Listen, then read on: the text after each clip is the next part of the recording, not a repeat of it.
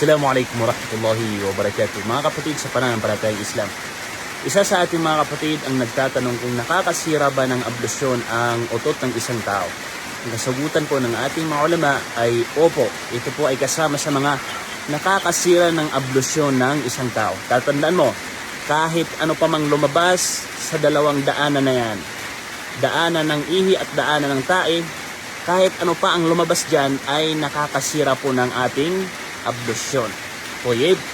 Pero kung hangin naman ang lumabas dyan, utot naman ang lumabas dyan, hindi na po obligadong pumunta ka sa CR upang hugasan ang daanan na pinagmula ng hangin na yaon. Dahil yan ay hangin.